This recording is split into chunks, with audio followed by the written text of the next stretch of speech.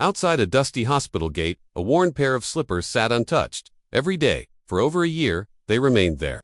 No one claimed them. No one dared move them.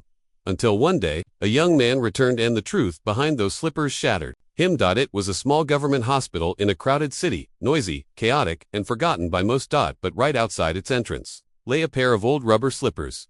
They weren't fancy. They weren't new. But they sat there, day after day, unmoved. Some thought they belonged to a patient. Others believed they were just left behind by mistake.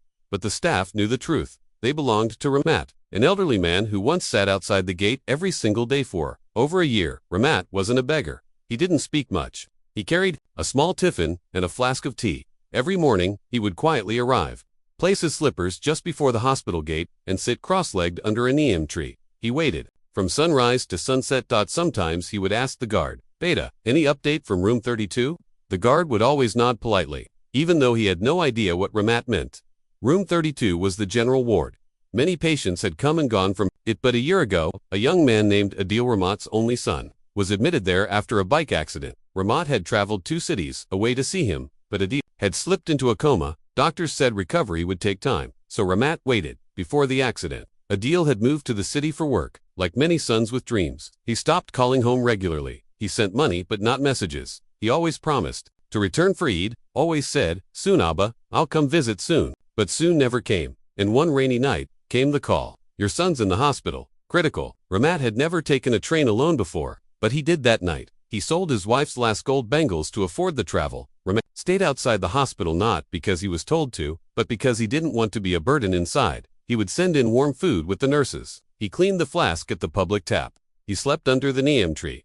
Day after day, week after week, the hospital staff began to care for him, bringing him chai, checking on him, but every time they asked, "Baba, why don't you go home?" he would reply, "My son's inside. I promised I'd be here when he wakes up." One morning, the nurse came running to the gate. "Baba, your son is awake."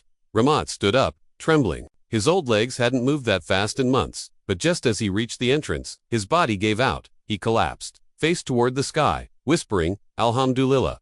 He woke up. Those were his last words. He didn't make it to room 32. Months later, a young man with a stitched forehead and a walking cane came to the hospital. It was a DEEL. He had just learned the truth. His father had never left his side. The nurse led him to the neem tree and pointed to the old slippers still lying there. He left those there. Said he wouldn't walk into the hospital until you could walk out. Adil fell to his knees. Tears flowed freely. "I promised him I'd return. I kept delaying. I forgot he was aging while waiting." He picked up the slippers, held them close, and whispered, "I'm sorry, Abba, I made you wait too long." Friends, sometimes, we think we have all the time in the world to return home, to make that call, to say, "I love you." But love doesn't wait forever. Don't let slippers outside a gate become your last memory. If this story touched your heart, please like, comment, and share it with someone you haven't called in a while. Let's not wait too long to value those who never stopped waiting for us. Subscribe to Stories That Shine for more powerful real-life inspired stories.